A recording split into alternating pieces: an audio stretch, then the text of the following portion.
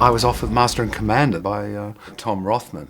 It was great because he didn't pitch it to me. You know, when I went for a meeting there, I said, what did you want to talk about, Tom? He said, I'm not going to pitch you a story, I'm going to give you a gift.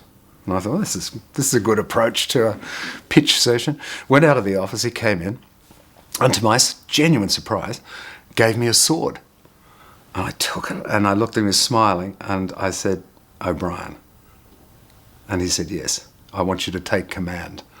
I said, wow, I give you points for a very clever pitch. Now, can I keep the sword if I don't do the film?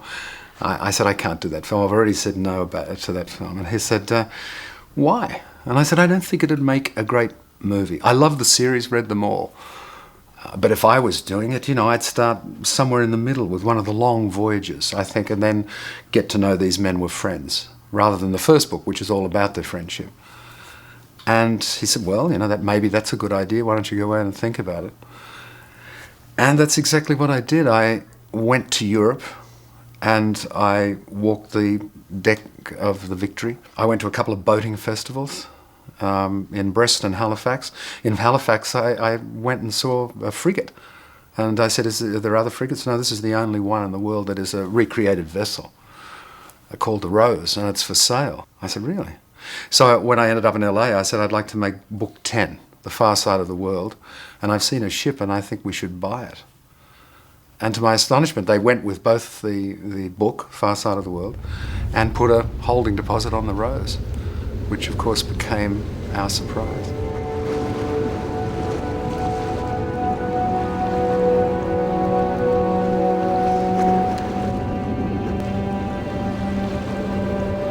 Peter had a very clear vision in his mind what he wanted, and then there's only a limited amount of ships that are available, and it was by far and away the best. We wanted to make sure it was something that looked like the Surprise of that period. So there was a lot of work to do to make that. For us, it was better to get the boat, make the changes that we wanted, and it was available to us, so we purchased it. It's very important that when you do a picture that takes place out at sea, that you do have footage that is out at sea. That's really how you sell it, and it really ultimately will help the film in terms of the audience's experience. Nevertheless, you can't shoot out at sea all the time. When you're out at sea, you're not performing normally, you're out at sea, you're sailing, you're at work. We needed a portion of the movie to be out at sea. At the same time, we needed to be in a controlled environment. And at the end of the day, we determined that it would be in our best interest to have two ships, one ship that we could go out at sea and one ship that we could put in a controlled environment. So thus, we built one ship and we put it on a gimbal in a tank, and the other ship we had within 45 minutes of us, and we could go out at sea at any time.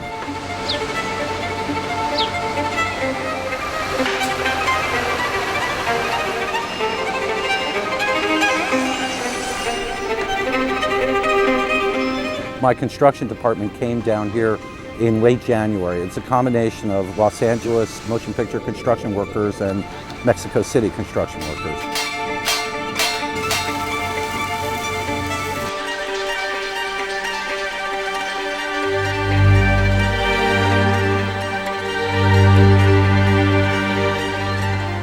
The basic construction of the Surprise is true to form of the real Surprise. She was a ship that was built as a French frigate and was captured by the British. So her general construction, which is shown in all the sets, is French, but she had been owned by the British for several years, so a lot of her features have been changed to English.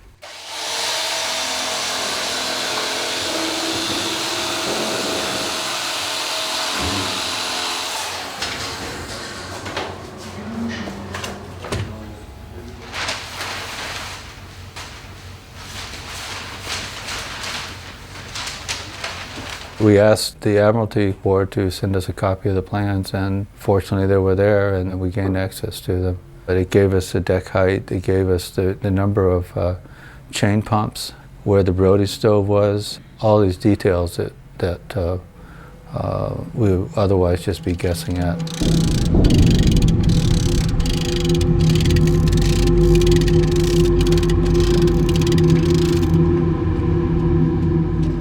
about 27 miles of rope altogether, just as the working rigging on the ship.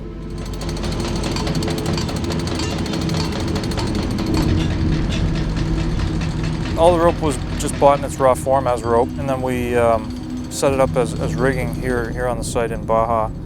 And some of it was actually woven to be bigger stranded rope, so it would have a historic look. So it would have a left-hand lay to it, which most rope is sold in right-hand lay.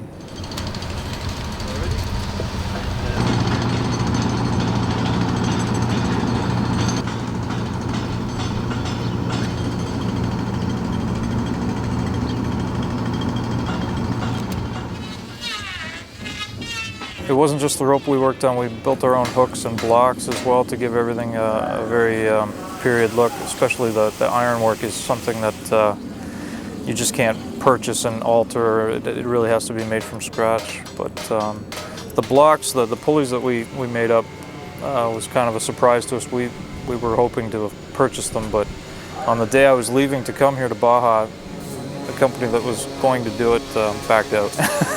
So I landed on the ground with the bad news that we would have to do all our own work, and we got on to that.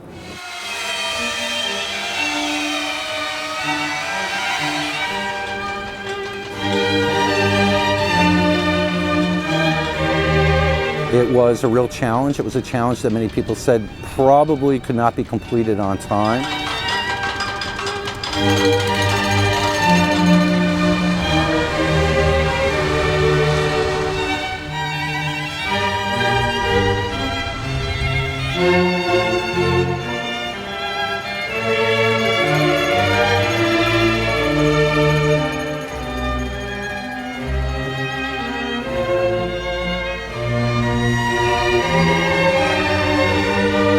We had brought down people that really knew how to get this specific job done, working with wood and steel, working with just the size and the volume.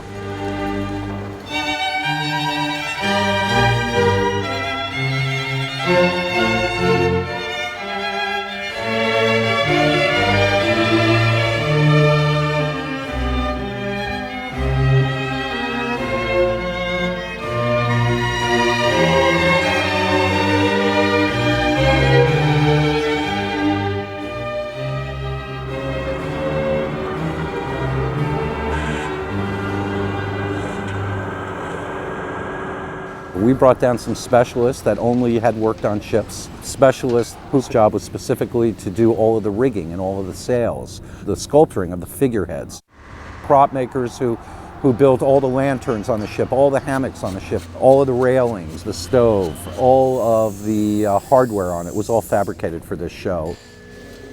You know, again, this was all done in the period roughly between February 1st and May 15th.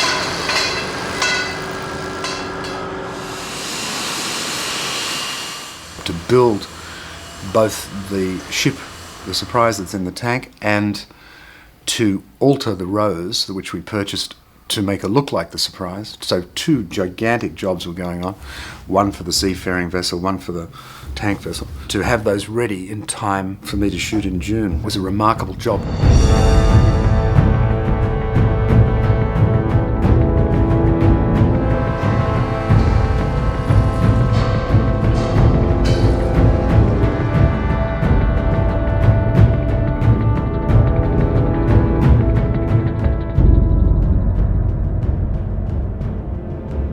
O'Brien's greatness lies in, as I said, in his prose and in his characters, and in bringing to life a world on board a ship, and an era, really.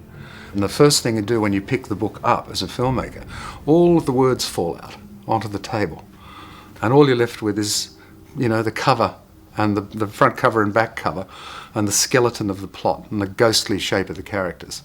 And you have to replace that prose with images. And it's the most extraordinary experience to attempt to do that. And I think that's been the great challenge with O'Brien, is to provide a kind of way of telling this story visually that would equal his prose, or at least do it justice.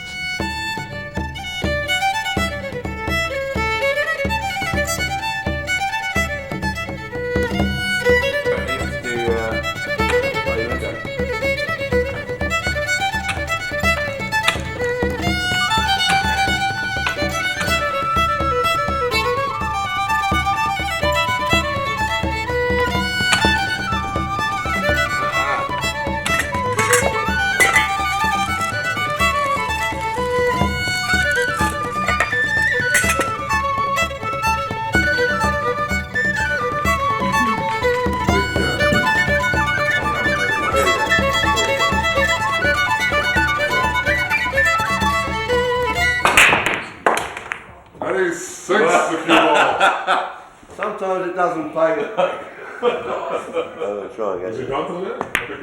I got it, yay! You know, it's very hard to get into this genre as it is with, say, vampire films without making a comedy. There's a certain sort of tongue-in-cheek aspect to it all. And that's not true, say, of stories of exploration. They can have something far more interesting about them than those kind of swashbuckling stories. So if I had to be careful that O'Brien didn't tip into that kind of swashbuckling.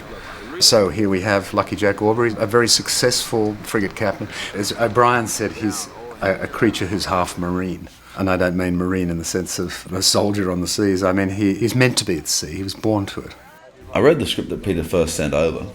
Though it was solid in its structure, it didn't really excite me. However, the idea of working with Peter Weir was a completely different thing. So I initially didn't respond very well to the script, so I thought, well, without just actually giving the idea of working with Peter up, let me have a look at what the source material was. So I started to read Patrick O'Brien's books. And the second time I read the script, Peter had done a significant amount of work on it, and it was different. And although I did it at one stage, or maybe twice even, officially walk away, the thing that kept me up at night was the idea that here was a director who'd been one of my favourite directors all my life, responsible for things like The Last Wave, Picnic at Hanging Rock, Gallipoli, and I couldn't quite let that go. I'm going to kick down the valves. Yep. There's another. There's a big it's pulling its weight down here for that construction to come up. When you think about who could play it, there really aren't many people, and I think one of the things that made this project doable was the fact that Russell Crowe would play the part of Jack Aubrey. So once we had Jack, then we were looking for that counterpart, and Paul actually was just sort of the natural person to cast. Stephen Maturin, what a fascinating character O'Brien created. I'm sure it's partly him. You know, one's tempted to say when you read a bit about O'Brien. He is a medical man, unusual on board a ship, a very worldly man, a man of the Enlightenment, of the age of reason. He is, if you like, a modern man. But Maturin was holy ground in O'Brien, as is Jack. You have to get them right. I thought this is an action movie, in which is this really detailed relationship between these two men and the kind of stress that's put on their relationship. I hadn't seen a script that had managed to kind of fuse those two things together. You know, usually if it's an action movie, it's an action movie, and you kind of go with "Pooh" and "oh, that's terrible," it's "woo" and people diving off and dying and whatever.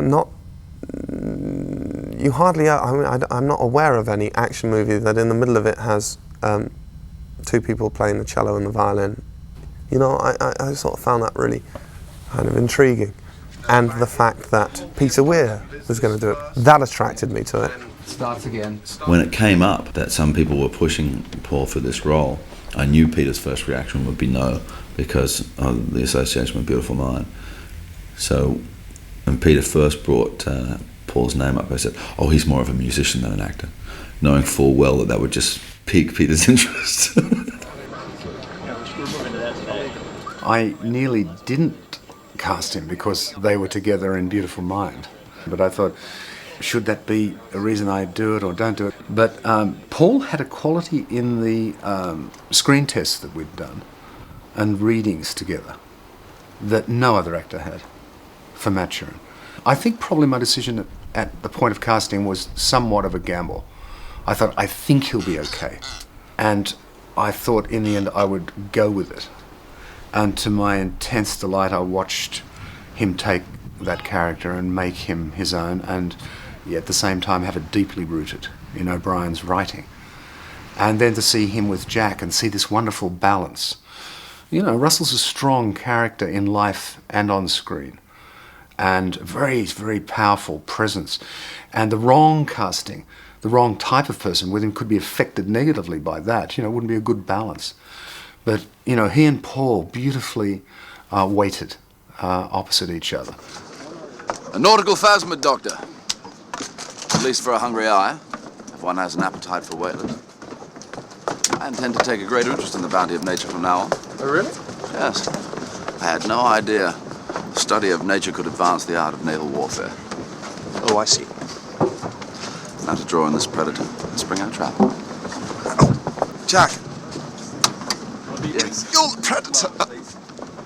Yes, sorry about your mood. It's all right.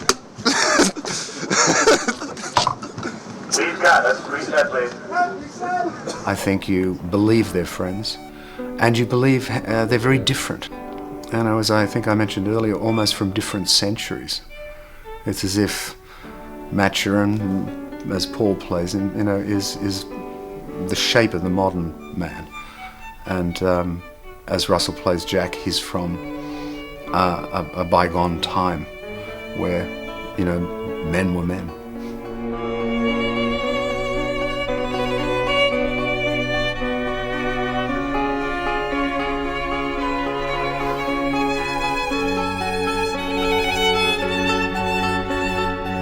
Obviously, the casting aspect of a director's job is incredibly important. And once we had Russell Crowe on board, and we were very close to having Paul Bettany signed on, Peter trotted off to London and spent 3 weeks over there, met an incredible array of wonderful young British actors, mainly stage actors. Some had done some film work, some had not. And really created not only a wonderful core of actors, but an incredible crew of The Surprise. All of them willing to buy into the fact that let's go off to Mexico and follow this guy, Peter Weir, who we've been told is an actor's Pied Piper, and let's see what kind of brilliant picture we can help him make. I had to let them know it was going to be very difficult. And I had to let them know I couldn't promise that their part would be any bigger than it was. In a conventional movie that was land-based, they would be there for a week or 10 days or 2 weeks, do all their stuff and go. In this case, they might have 2 weeks' work or 4 weeks' work, but they're in the background of all sorts of other scenes. And many of them were very highly qualified, far more highly qualified than that kind of work. You're talking about people who were top of their tree in theatre in London. And you've got people who've done television miniseries, and others who've been in their own leads in their own movies. When I got down to this group that I wanted, I had actually in the majority of cases to say, you may turn me down. It's not great money. We've spent it all on the ship. It's going to be a long time in Mexico. It's going to be difficult. We're going to be rained on. We're going to be fired at. You're going to be, have to learn how to sail or whatever. I think you're right for the part, but if you in any way doubt that you can do this, please tell me now. One person did jump ship. It's a scene all too familiar from the period. A flogging was part of what they called a discipline. It changed somewhat, of course, through the 19th century, but at the time it was completely accepted by the men, let me tell you that. They wanted more pay, better conditions. Quite rightly so, and they got a lot of those things through. Nelson supported them and so on. However, flogging wasn't brought up. Firstly, the strokes inflicted were not as bad as had been made in movies, other than men getting whipped by sadists or whipped around. When the wall came down in '89, and suddenly we were getting television images from old Soviet bloc, I'll never forget looking at those faces, and I'm not talking about country people, but it was really people who were your equivalents. Urban people from, wherever, Krakow or Eastern Germany, somewhere, whatever. But particularly in Romania, I remember, because it was somewhat later they got rid of Ceausescu, but here were faces that looked quite different. I thought, what is this? And I wish I'd collected some footage, but just shots of street crowds and talking to camera, often listening to an interview or something, or crowding around a demonstration or a memorial of candles being lit for the dead or missing. And I thought, they haven't eaten our food. They might be my age, but they've not eaten the food I've eaten. They've not been to the movies. They've not had the stimulation. They've not had the Kodak moments. They don't know. They don't have a persona to project to the camera. Hi, there's none of that, or sort of hi, or no image. Hello. It's just nothing there, nothing, like natives from photographs from the, mid-19th century. Okay, so that's the background. Now we're just going to go through the series of orders from that happened, because this will be shot as a master wide shot. So I just filed it away in the back of my mind. But when it came to this film, it said I'd like to crew this vessel with Poles. Could you do it? Well, we couldn't afford it in the end, but we ended up with 12. And I thought that'll be the foreground of the background. Then Judy Boulay, such brilliant work she did, I didn't think she could get me the equivalent faces in America. But she went into bars, she went into backstreets, she went into out-of-the-way towns. She did casting on ships and boats and docks and hung out with people, who would not normally go to casting sessions. And she saw thousands. And she narrowed hers down and eventually made up 90 people who were as carefully hand-picked as you can imagine. The amazing thing about working with Peter is when he talks about casting, it's not, I need so many guys who are 6'3" or have brown hair. It's never about the outside, it's always about the inside. So when he talked to me about the ship, he explained that I would need to give him the entire human community. I need the best and the worst of people. Marines, sailors, carpenters, musicians, thieves, the best and the worst. And we should love them for their faults. A huge challenge. He asked me to go all over the world to make sure we mixed up many looks, because in fact the real ship would have, back in the early 1800s, British, Irish, Malaysian, African, some Americans. It's amazing though how many people we cast who have no sailing experience, who we then put through training. We did 2 weeks of boot camp in the beginning before we even started, and it is stunning to me how the team came together and did what they did for Peter. The idea was to live up to the O'Brien books. You had to have people that felt natural about being on the ship. So we tried to cast people that had some affinity for this sort of work.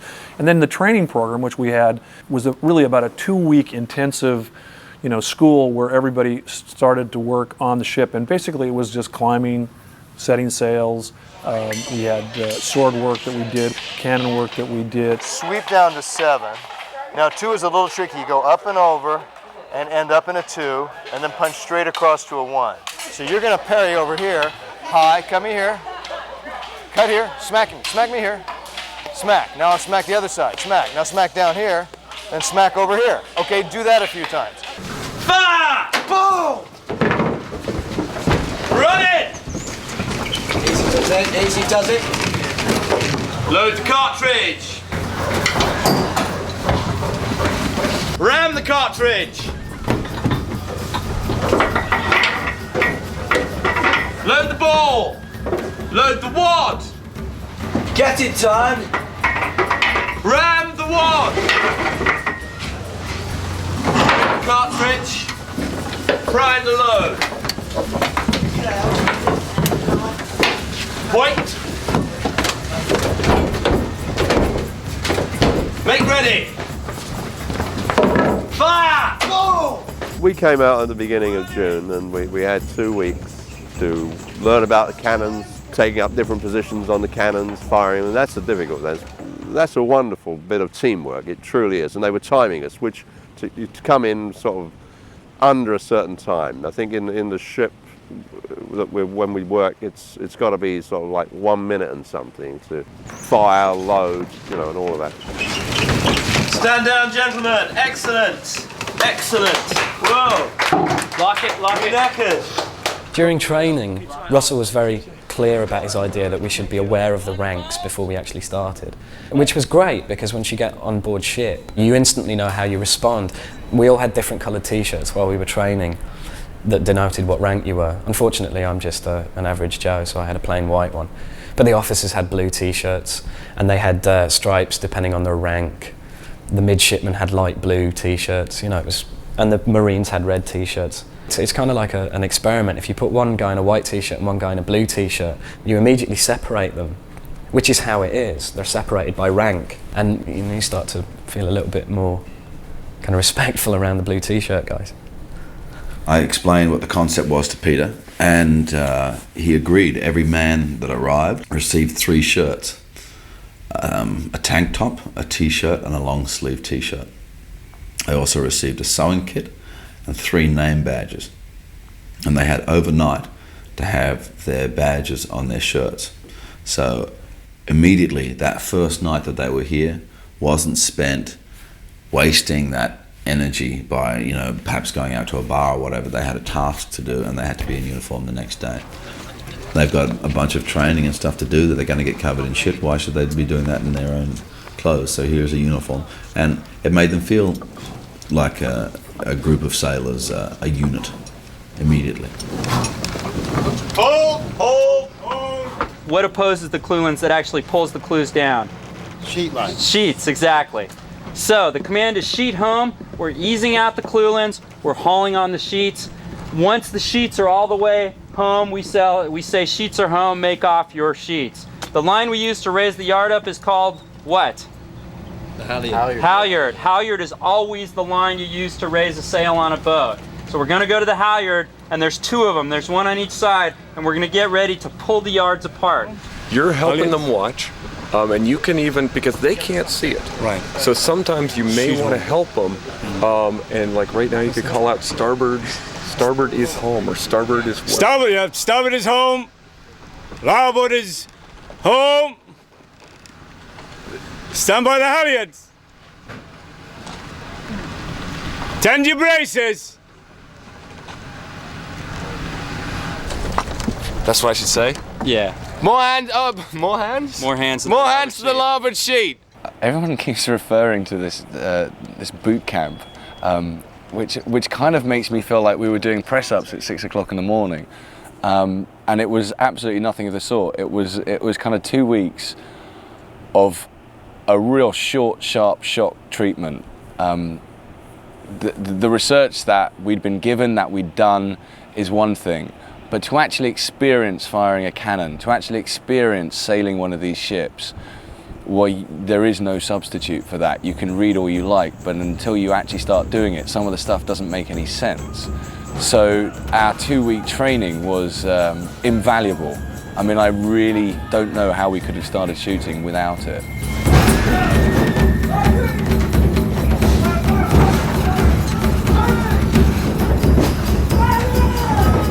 So I think it was more the training period, so called, was really to do with weaponry, and it was a kind of classroom crash course in the period. We had to find out who could go up rigging, who couldn't, who was comfortable here, you know, in what function, and tailor their jobs for what they could do. I said to them all, I said, I just don't want you to ever for the camera. We're in such a confined space, the camera may catch you in the background, looking like you don't know what to do, and it'll really let the shot down. So you've got to know your job. In a funny way, you're both seamen, sailors, officers, and actors. And so it will serve the film if you know pretty much what to do under any circumstance.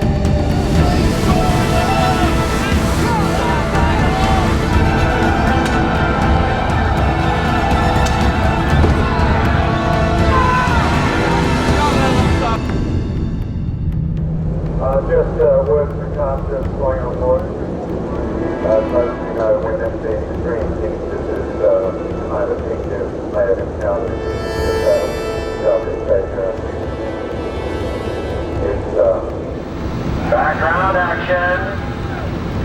Action, please. I wanted it to be as pure as possible. I didn't want any architecture. I didn't want any carriages rolling down streets and crinolines and barrels being loaded on board, you know, and all of that. I wanted to be at sea. and to open the picture at sea and to hardly touch land. We have got guys that reset please.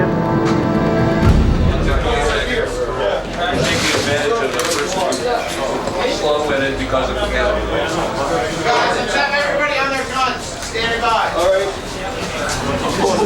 Everyone in their position, standing by. Stand by, guys. Each man's mind, different unpleasant thoughts running through it. If I get killed, my mate will get that half pint of grog that I had under the bed, for sure. On the other hand, if he's killed, I'll have his half pint, thoughts like that. So it's a tense period. Now what will happen in this shot is you'll hear the sound of incoming fire. Although I don't have that sound effect to play, I'll play my gunfire one. Just imagine it is shells screaming towards you or cannonballs. One veteran said they had the sound of like tearing canvas. I've heard them fired on the Endeavour. Most remarkable, strange sound. So that's what you're listening to and wondering whether your number's up, which of course is a naval term, meaning that you've each got a number down in the mess deck, the berth deck. When you're dead, your number's up. And so for some of you, it will be. So if you'll take your positions, the camera team and myself have never really seen the gun deck fully manned. So if you could do that and just stand patiently waiting, you can look out the gun port. That would be a natural thing to do, looking toward where the enemy is, and tensely waiting to pull that lanyard. Peter's faithfulness to O'Brien has been very strong. However, he is telling his own story also. Every aspect of the film comes completely under his care and guidance. So who does Harry have to look after? When Peter first started talking to me about the movie and about the possibility of shooting the movie, I quite honestly didn't think we were ever going to do it. Well, I didn't know how we could do it. I guess what helps it make it work is there are a lot of different facets of the ship. There's above decks, which is outside in the open, which is the top of the set on the tank. We have below decks, which is the gun deck here, and then below that is a berth deck, and below that's the orlop deck. So the story is constantly moving from one deck to another. Had it all been in one deck, it would have been a big challenge, but I think the story's broken up enough to keep the audience guessing and interested in the daily life of the ship. Peter was very insistent that the sets were built with low ceilings as the real ships were and as the Surprise was, to add realism for the actors and to the story and to the visual side of it. We always knew it was going to be claustrophobic, but we still have to stoop on all these sets. Guys, quiet! So what I want to see is the two hand spikesmen, numbers 1 and 2.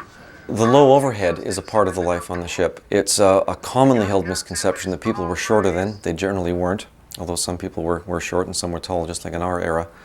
The height of the space that the men lived in here was dictated almost purely by the structural requirements of the timber the ship was built of. But more importantly, the requirement to carry the ship's main gun battery at a proper height above the water level to optimize seaworthiness and optimize the weight of guns she could carry. Here we are aboard HMS Surprise's gun deck. In this crowded space, up to 130, maybe 140 men would be crouched, ready to go into action.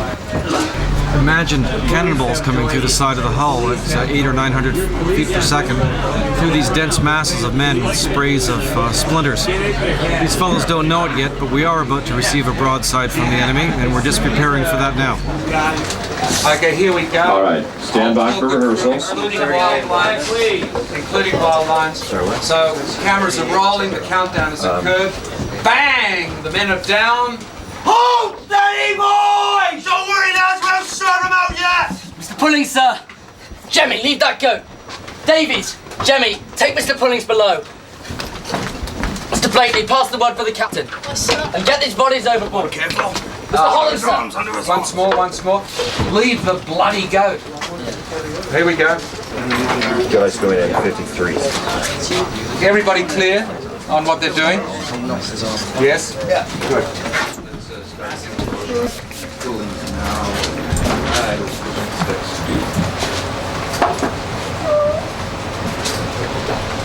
Let's go. Nick, Smoke in the background. Smoke okay? Yeah, smoke's good. Smoke's good. Thank you. All right, here we go. Clearing, please, for picture. Cortland in position, And thank let's you. roll camera. Rolling! 35 Charlie, take 2 for 5 cameras. Hey! A&E coming, Mark. Good one. B marker. Speed on A&E. C marker. D marker. B on B and D. B on D. And countdown, please. 3, 2, 1, go! Hold steady, boy! Don't worry, there's no serve about yet! Police, sir! Jimmy, leave that bloody goat! Davies! Jimmy, get Mr. Pullings below! Mr. Blakely, pass the word for the captain! Aye, sir! Get these bodies overboard! Holland, sir! Stand fast, men, and hold your fire!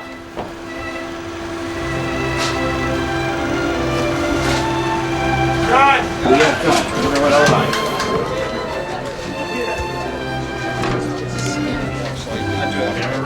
Yeah, see.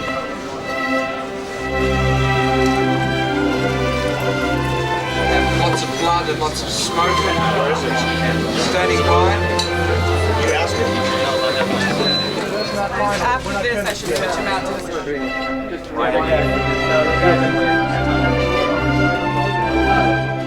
Probably been through about 15, 20 gallons of blood so far. We're not done. I have worked with Peter Weir before, and I kind of thought, well, we're not going to really see all this stuff. We did the first battle, which was a kind of one ship getting cannon fire from the other, and we went to shoot one of the scenes in there, and I had purchased, I think, 4 gallons of blood just to have a big stock, because I think you could probably do a few films with a 1 gallon. But we went through 3 gallons on that first shot. And I turned around to the people I work with, and I said, order more blood. I found kind of a new side to Peter on this movie, where we've, kind of given him his own blood bottle, just in case he might want to splash some somewhere.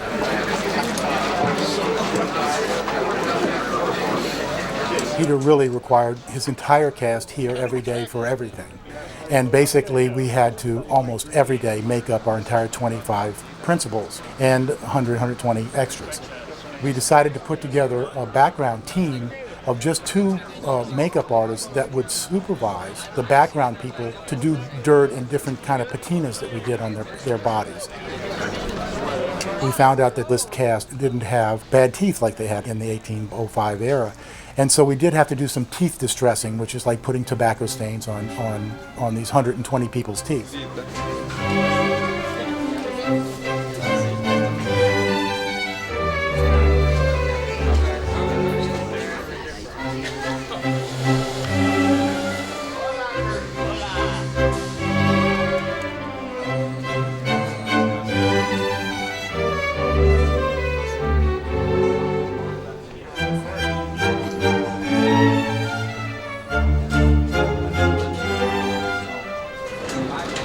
We have approximately, in the number of costumes, probably about 2,000. Probably 50 of those would be, 50 or 60 would be officers, and then we probably have maybe 1,000 French and 1,000 British costumes. And of course multiples for stunts, stand-ins, and things of that nature. Royal Marines, fix your bayonets! The costumes are mainly designed for accuracy. Shoulder up! When I started on the movie with Wendy, Peter gave us costume notes that O'Brien had made, and we incorporated a lot of those ideas, especially in Jack's costumes, as well as even Matron's costumes. Okay. We get into the fight, we'll change something. It doesn't matter.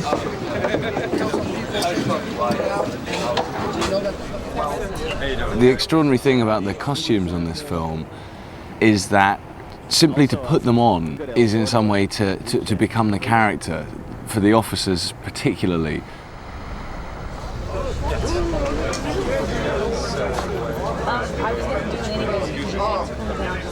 They're incredibly constricting. They make you stand up straight. They make you feel like a gentleman. And it's sort of half the battle won. Everybody really does look like they come from a different age. You just don't feel that you're part of the 21st century.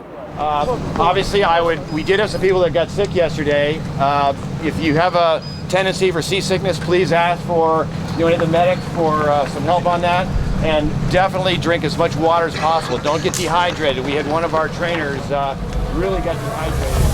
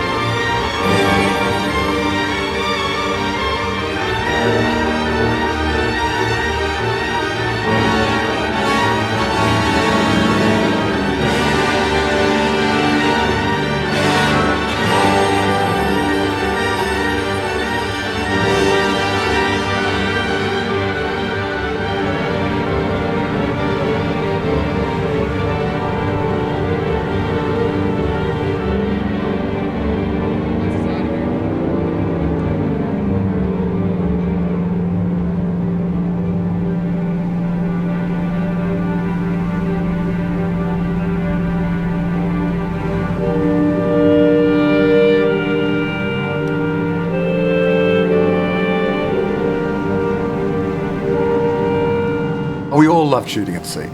If I was redoing it, I think I'd shift about a week's worth of work to sea.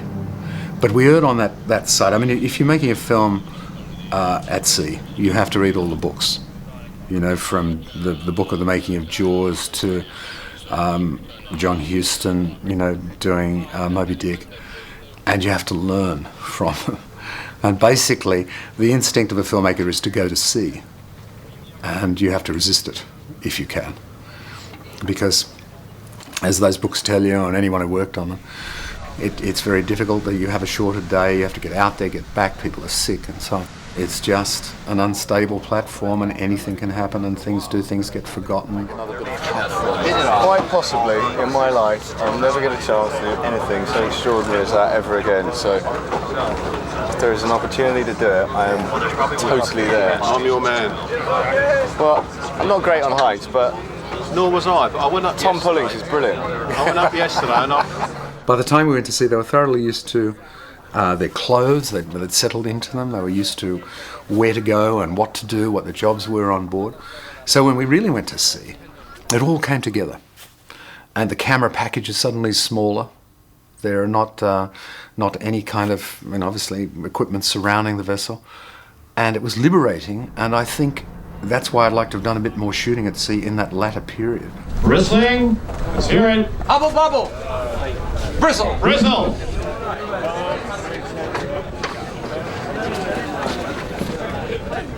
I loved being out on the Rose. And those days was really special, and we were visited by whales and dolphins and sunfish. Some really magnificent days, just sort of, doing our work, but with an immense sense of freedom because we weren't connected to the land. I mean, we had one day which was a bit extreme, where we went a little too far west, and the voyage home at night time, boat transfers in the ocean in about a 6 or 7 foot swell, wasn't very comfortable for anybody.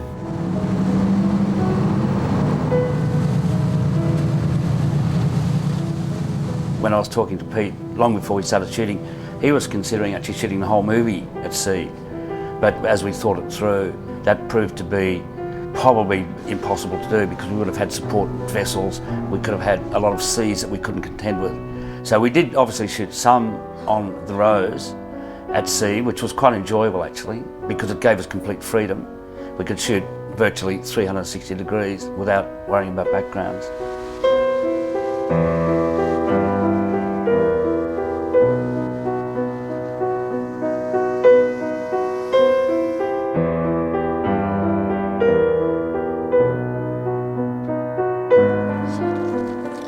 Well, we actually at one time considered trying to shoot the Galapagos sequence entirely in Mexico. And we did a couple of our scenes in Baja, California. I must find that cormorant. And should it indeed prove flightless, you can join me at the Royal Society dinner as co-discoverer. And there were parts of Baja that actually were fairly close in terms of the topography. It was a fairly close match to the Galapagos Islands, but in terms of wide vista shots, obviously it's what we found here has just been really, really breathtaking.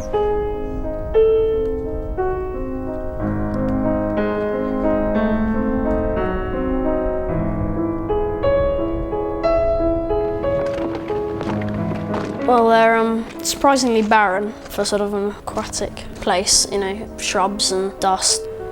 Obviously the wildlife is pretty spectacular because it's secluded, and it's volcanic. You get all sorts, you get iguanas, seals, some parrots, and it's brilliant, it's really good. Here we go. Some of the animals have been quite hard to work with. Obviously they're animals, so they're going to try and run away.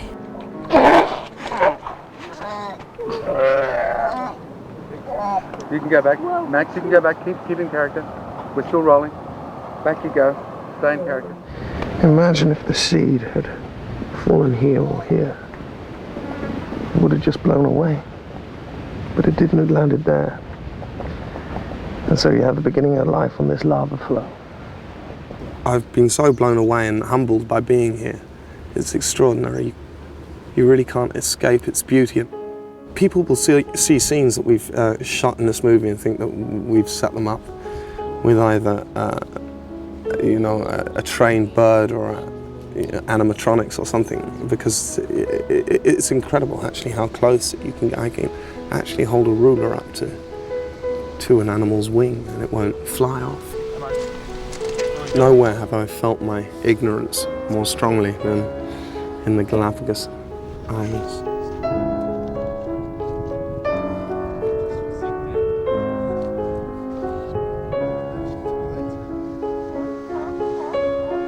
I think Peter's sort of shocked at how much we were able to actually get.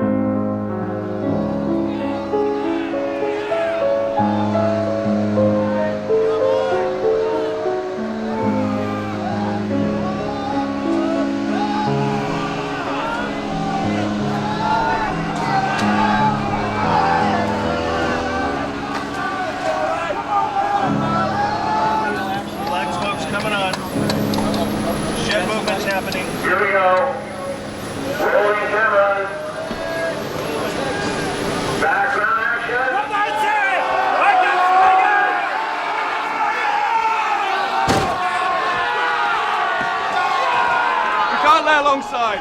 Take the party across the wreckage as best you can. I'll draw their fire forward. Ram our bows. Prepare to ram our bows! Once we had the boats somewhat organized where we could start rehearsing, it was probably a 4-week process to get the battle sequence organized.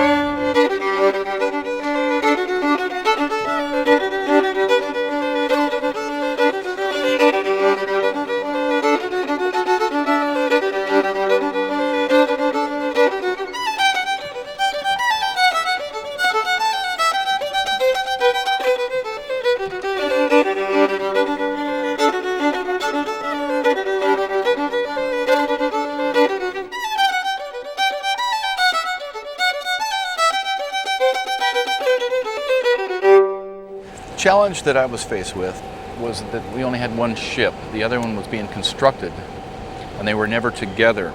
And once they arrived bow to bow, we had very limited time to get everything organized for the crossing from ship to ship.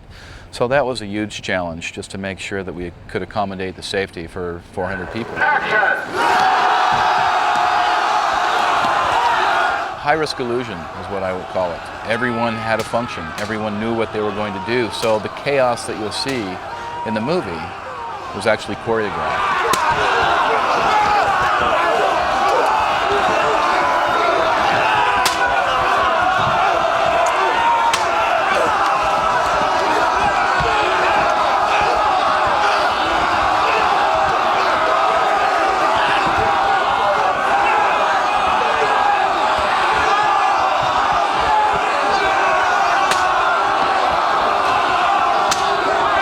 We shot our final battle sequence almost exclusively handheld, which meant the operators had the cameras on their shoulders rather than on set on tripods or dollies.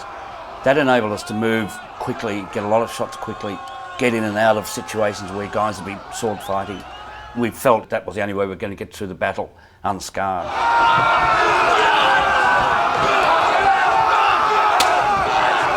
As in all Peter Weir movies, certain ideas do come up. Spontaneity is one of his greatest assets, and something might just kind of tweak him that looks interesting, and he'll say, well, what if we just made this slight little change here?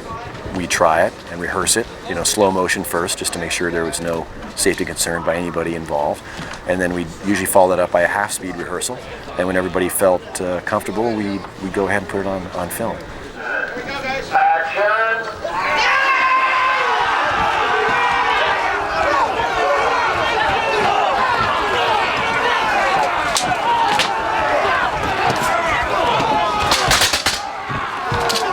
One of the biggest fights we ended up putting on film with Russell was a 24-man attack when he goes down into the lower deck of the French ship.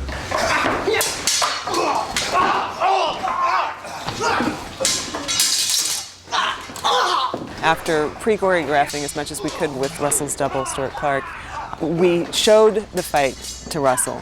And he said, this part doesn't work for me. I'd like to be going over in this direction. I'd like to be fighting someone with this kind of weapon. So he had a lot of input into what he thought would work. I think more than anything, that one huge fight on the underdeck, on the gun deck of the French ship, became a real team effort.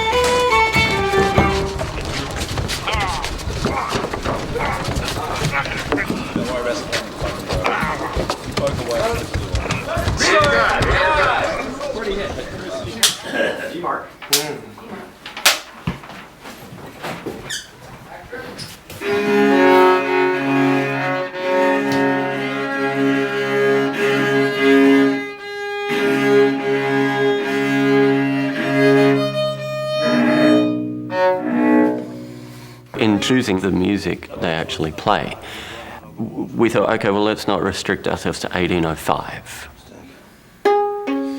Speaking of mistakes, you must allow me to insist that's not an A. They're probably a bit out of date because they're on the high seas for many years, at least many months at a time. So, it probably takes a while for things to get through to them. So we thought, well, Boccherini's okay, and Mozart. So we tried many different things, and Peter took to an arrangement I made of the Mozart violin concerto. And so Mozart is the first, music that you hear. When Russell Crowe, this burly captain, picks up a violin, this very delicate sculpture, and starts playing it. How about this? Are you in the mood for something more aggressive?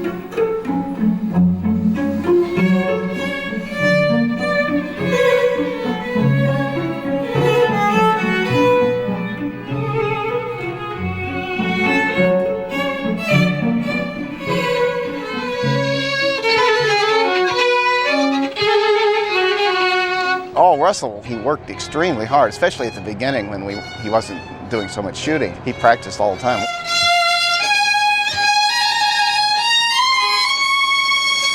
Well, to tell you the truth, I thought it would be difficult at the beginning because very few people successfully learned to play the violin as an adult, and of course we didn't have a lot of time, but it turned out Russell's got a lot of talent. It certainly convinced me you can do it if you try hard enough. That's it, almost like an afterthought.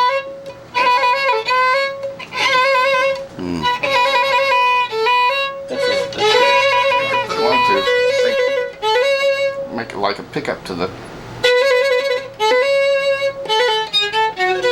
Try again from the beginning. And also just a little more. Just a little bit springier. Unfortunately for me, the violinist that I'm trying to copy, Richard Tognetti, who's an expert in the music of this period, he is a virtuoso. So the things that I'm trying to learn are even beyond, you know, some Philharmonic players. Okay, so nothing. Everything needs to just fall a little later. Took a lot of work, and I've still got one piece to go, which is Boccherini. So, while you're spending your weekend having fun, kids, I'll be inside trying to learn the violin.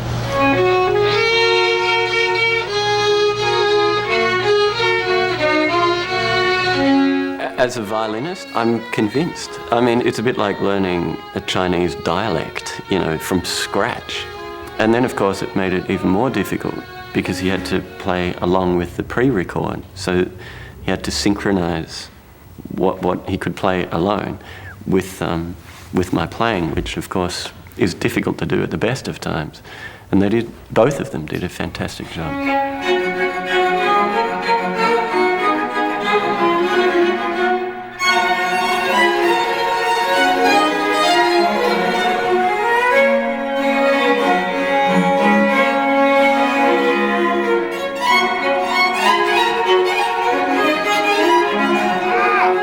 The cello is a truly ghastly instrument. I sound like I'm trying to climb into a squirrel. It's been 3 months of kind of learning it by rote. I play guitar, but a cello doesn't have frets, so it's a much more precise instrument. But luckily what we do is we have the playback just really loud, and so neither Russell and I can hear what we're actually playing, because I don't read music. I don't know what it is I'm playing, and you know, we've learnt to get our fingers in the right places.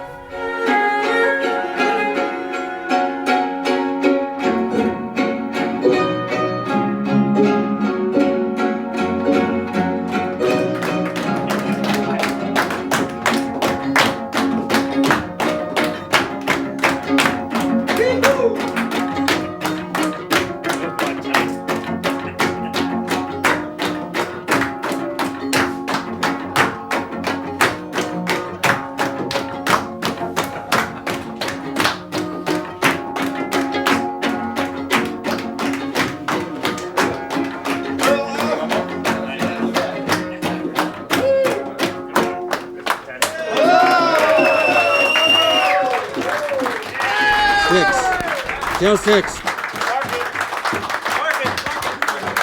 Mark. One more thing with this. We need to do same players. 3, 4, 1.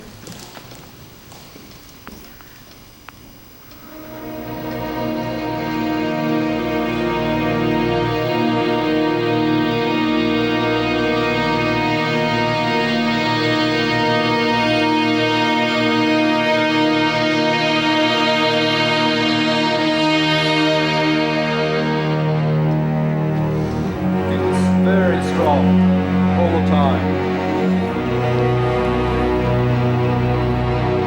Contrabassoon also can be quite strong. It's a very textural score. It's not so much a score where you're looking for a tune to go and hum as you leave the theatre. It has much more of a subtle impact than that.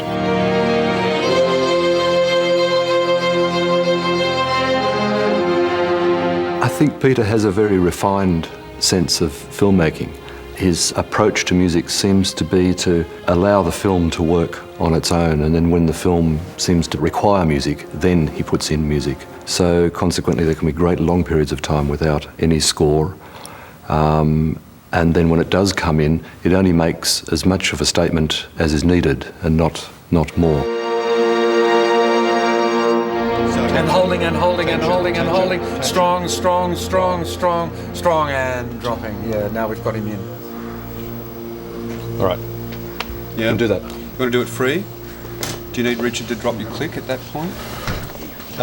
Yeah, I'll do it free, to but picture? we should do the whole cue. The score, I think, is going to be probably regarded as unexpected. And I think in a lot of ways it's really dictated by the fact that Peter Weir doesn't produce things in an expected way, and that's what sets his work apart.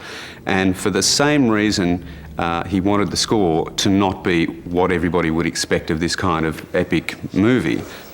I'd like to do another take of this opening.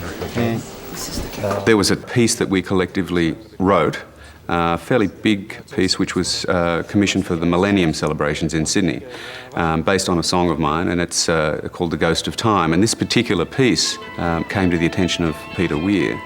And from what I understand, when he was actually shooting the film, he was playing it back on the set.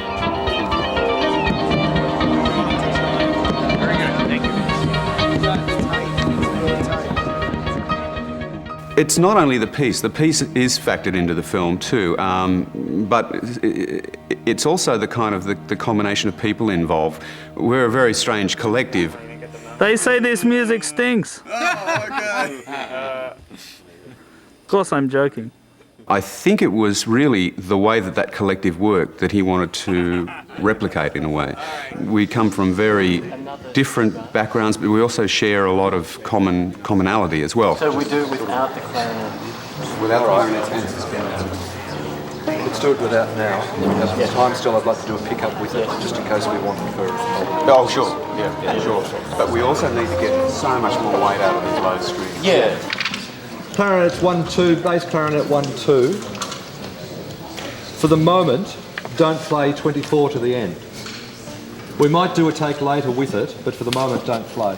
The three of us together had this synchronicity. Christopher is used to composing his own music and conducting it, and Ivor is used to working in the booth, and I'm used to leading an orchestra from the first violin. So we were able to work together like this, and at the beginning I didn't think it was going to be possible for all sorts of reasons, and then when I found out it was possible to actually sit in the concertmaster's chair, I thought, great, this is fantastic, because then, so I had an input into, you know, the interpretation of the music, and I was able to, I suppose, be part of the orchestra and part of that fabric, which is so important in creating music. Okay, 1B1, take 5.